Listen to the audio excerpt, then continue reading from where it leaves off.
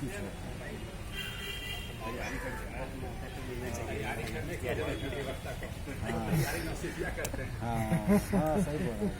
मौसम प्रतिकूल था, बारिश हो रही थी, लग रहा था जैसे संशय के बादल छाएंगे, लेकिन देश प्रेमी कहाँ डरते हैं। देश प्रेमी को कौन रोक सकता है। जिस तरह से भारत के सपूत अंग्रेजों के खिलाफ दौड़ पड़े, जान की परवाह ना की, हसरत थी देश को आजाद कर देने की। आज वही हसरत हमें आप लोगों में देखने को मिलता है। किस तरह से पानी बरस रही थी, मुझे लगा कि शायद संख्या में थोड़ी कमी होगी, लेकिन संख्या में वैसे ही संख्या है। अगर हम लोग यहाँ स्टाफ भी कम हो गई है, लेकिन संख्या में कभी कमी नहीं है। वास्तव में यह दिवस एक निशानी है संघर्ष, पराक्रम की, संग्राम की, आजादी हेतु देश प्रेम की, आजादी हेतु अपना सब कुछ समर्पण करने की भावना की। अरे हसरत थी जिनके दिल में आजादी की, हसरत थी जिनके दिल में आजादी की। यह ध्वजा हमें वह याद दिलाती है, यह ध्वजा हमें वह याद दिलाती है। जब हम आजादी के परिभाषा को एक व्यापक अर्थ में समझने की कोशिश करेंगे, when we will try to understand the meaning of the definition of freedom in a broader sense, तो हम पाएंगे कि आजादी की परिभाषा केवल भौगोलिक सीमाओं से बंधा हुआ नहीं है। It is not confined with the boundary, geographical boundary. मैं यह कहना चाह रहा हूं कि एक जियोग्राफिकल बाउंड्री के अंदर के लोगों की शासन व्यवस्था में अगर भागीदारी हो जाए तो उसे हम केवल आजादी नहीं कह सकते कि अंग्रेज चले गए, भारतीयों के हाथ में सत्ता आ गई तो वह आजादी आ गई। आजादी का इतना कन्फाइंड मीनिंग, इतना संक्षिप्त मीनिंग, इतना संकुचित मीनिंग, इतना संकुचित शब्दार्थ, भावार्थ नहीं हो सकता। आजादी एक व्यापक शब्द, इसका मतलब है हमें बोलने की आजादी, हमें अपनी बात को रखने की आजादी, हमें पूछने की आजादी, हमें विचार देने की आजादी, हमें प्रश्न पूछने की आजादी, हमें तर्क देने की आजादी, हमें शोषण के विरुद्ध आवाज उठाने की आजादी, हमें जन कल्याणकारी व्यवस्था के लिए मांग करने की आजादी। आजादी मूल परिभाषा को जब हम देखते हैं तो केवल भौगोलिक सीमा से बांध लेना, आजादी को एक तरह से बांध लेना। इसके विपरीत गुलामी एक विकृत मनोदशा है। इस मनोदशा से ग्रसित व्यक्ति, इस मनोदशा से ग्रसित समाज चाहता है कि लोग उसके आवभगत करें, लोग उसके आगे झुक जाएं, लोग उसकी सत्ता को स्वीकार कर लें, लोग उससे प्रश्न ना, लोग उसको तर्क ना दे। जैसे ही आप तर्क दे देंगे, अरे छोटी मुंह बड़ी बात, तुमने तर्क दे दिया, तुमने कह दिया, तो यह जो गुलामी की मनोदशा है, यह मनोदशा एक विकृत मनोदशा, यह शोषण करना चाहती, यह चाहती है कि जैसे ही कोई कमजोर, कोई असहाय हमारे सामने आ जाए तो उसका शोषण कर ले। यह मौके की तलाश में रहती है, यह मौका परस्त, यह चाहती है कि मानव सम्मानपूर्वक जीवन जीना, सम्मानपूर्वक जीवन में यह अवरोध उत्पन्न करना, सम्मानपूर्वक जीवन में अवरोध यह करती, यह भावना शोषण को पनपाती है, यह भावना उत्पीड़न को फैलाती है, यह भावना लोग मानवता को शर्मसार कर जाती है, यह भावना। लेकिन जब हम देखेंगे कि किस तरह से फिर मैं एक बात और रख देना चाहूंगा कि भारत में जब अंग्रेज थे तो जमींदार भी था, एक पैरेलल व्यवस्था थी। जैसे कि यहाँ पश्चिम चंपारण में जमींदारी का बहुत बड़ा, यानी बहुत सारे लोग जमींदार यहाँ थे, अभी भी उनकी निशानी है। तो अंग्रेज स्वयं शासन नहीं करते थे, अंग्रेज इनके माध्यम से, तिनकटिया प्रथा हो चाहे जो भी हो, इस तरह से नील की खेती हो, उनको एक माध्यम से, अंग्रेज कम इतने बड़ी संख्या में नहीं थे, तो इन्हीं जमींदारों को, क्योंकि इस जमींदार के अंदर शोषण की भावना थी, वो भारतीय थे, क्या वह बाहर थे, वो भारतीय थे, वो साहूकार के पंजों में किसान दबे हुए थे, फंसे हुए थे, वास्तव में ये लोग गुलाम बनाए। और यही डर था भगत सिंह को, तो भगत सिंह ने जो पार्टी बनाई उसका नाम रखा Republic socialist party.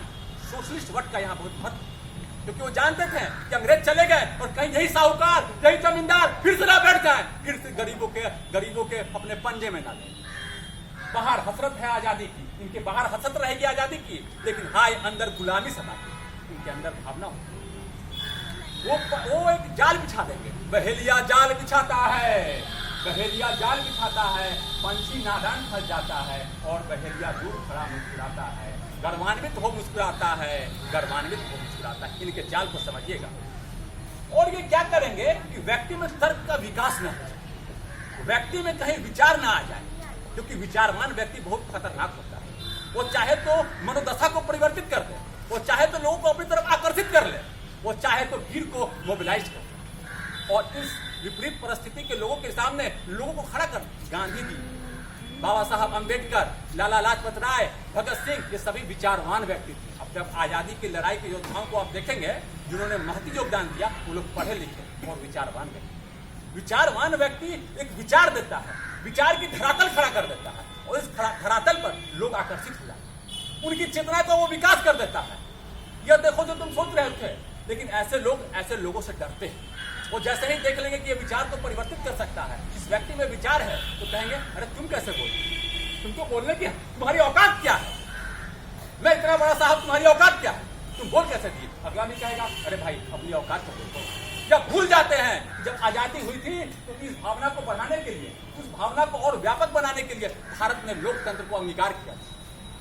We have adopted democracy, जिसका मतलब था कि सभी लोग प्रश्न पूछ सके, लोकतांत्रिक व्यवस्था में भागीदारी दे सके। लेकिन चालाकी देखिए, जब चुनाव आएगा, चुनाव एक महापर्व है, तो बैनर लग जाते हैं, चुनाव लोकतंत्र का महापर्व, मतदान जरूर करें। या कोई यह पूछता है, क्या कोई बैनर लगवाता है? एक बैनर जाकर यह भी लगवाओ, जाओ जाके प्रश्न तुम पूछो। ये व्यक्ति, एक गांव के व्यक्ति, तुम प्रश्न पूछ सकते हो। ये डीएम ऑफिस, ये लोकतंत्र के दरवाजे तुम्हारे लिए खुले हैं, आओ आओ तुम्हारा स्वागत गान होगा। यह बैनर लगवाओ। केवल शीर्षक बतलाते हो, शीर्षक बतलाकर पूरी पुस्तक छिपाते हो। अरे गुमराह क्यों करते हो लोगों को? पूरी पुस्तक मैं पढ़वाऊंगा, पूरी पुस्तक मुझे बताओ, पूरी पुस्तक मुझे बताओ। एक बैनर मत लगवाओ, एक बैनर मत लगवाओ। तुम एक बैनर लगा दिए, चुनाव लोकतंत्र का कोई सत्ता तो आएगी, हम मतदान करेंगे, कोई ना कोई भारत का व्यक्ति तो आएगा ही। लेकिन मूल व्यवस्था है तो वो गुलामी की भावना कहीं खड़ी ना हो, लोग अपना अधिकार के लिए प्रश्न पूछे। यह आजादी का विस्तृत जो दायरा है, इसे परिधि में मत बांधिए, इसे कन्फाइन मत कीजिए, इसको और खोलिए। यहाँ पर जब मैं देखूंगे, हम देखेंगे कि तर्कों की शक्ति से, तर्क हमें वो शक्ति देती, अन्वेषण विश्लेषण हमें महान सोच है देती। हम इसको अंगीकार करें, विश्लेषण को अंगीकार, तार्किक क्षमता की बढ़ोतरी, शब्दों का माया जाल, शब्दों को समझ। जब हम जब बोलने जाएंगे, जब आपके पास शब्द ही नहीं रहेंगे, एक सत्तर कर देंगे, याद करके आएंगे, याद करने की कोई आवश्यकता नहीं होती। समझे? आपके शब्द होने चाहिए, शब्दों की महिमा होनी चाहिए, वोकैबुलरी होनी चाहिए, विचार होने चाहिए। समझे? तो याद करने से तो अब तभी आप प्रश्न पूछ पाए। गांधी जी जैसे व्यक्ति, सभी लोग इस तरह के इसी परिपाटी। जब हम एक सम्मानपूर्वक जीवन की बात करते हैं तो व्यक्ति को एक सुविधा भी मिलनी चाहिए। मैंने देखा कि जो क्वार्टर टूट रहा था, किसी को परवाह नहीं, लोगों की जान जा रही, जाने को थी। सुमन जी के ही घर से मास्टर साहब खाना बना रहे थे, गिर गए, ऊपर से गिर गया। बार बार मैंने फोटो पूछा, किसी को चिंता ना ही लगता है, फिर बार बार जवाब दिए गए, हुआ, लेकिन कागजों में रख के रखे। क्या आप किसी को सुविधा नहीं दे सकते हैं? क्या कोई डीएम होता तो आप ऐसा करते? आप नहीं करते, तुरंत लेटर तुरंत काम शुरू करा। आपने देखा ये लोग शायद बोल ना पाए, क्यों थे? गिर गया, जान हथेली पर है, कल फिर गिर गया क्वार्टर, तो कोई कुछ ना करता। थोड़ा सोचिए इस बात को, क्या आप इस बात को देखिए, हमें सुविधा देना है, सम्मानजनक जीवन उनको देना है। अंत में मैं लोगों की जयगान करूं, मैं अपनी ही कब्जा करना है तो पहले करो जयगान खुद का, करना है तो पहले करो सम्मान खुद का। निज हौसला ही हौसलों को है जगाता, सामर्थ्य ही सम्मान से जीना सिखाता। और स्वप्न जो देखा था हमने आज हर धड़कन में है, ख्वाहिशें जो थी कभी दिल में मचलती, आज वह उन्माद में थी। अपने हाथों ही करो सम्मान खुद का, अपने कौशल से लिखो इतिहास खुद का। अरे करना है तो पहले करो जयगान खुद का, करना है तो पहले करो सम्मान खुद का। निज हौसला ही हौसलों को है जगाता, सामर्थ्य ही सम्मान से जीना सिखाता। इसी शब्दों के साथ, इसी वाणी के साथ मैं कहते हुए वहाँ भी आज डीएम ऑफिस में का कार्यक्रम है, एक निमंत्रण के साथ मैं अपनी वाणी को विराम देना चाहूँगा।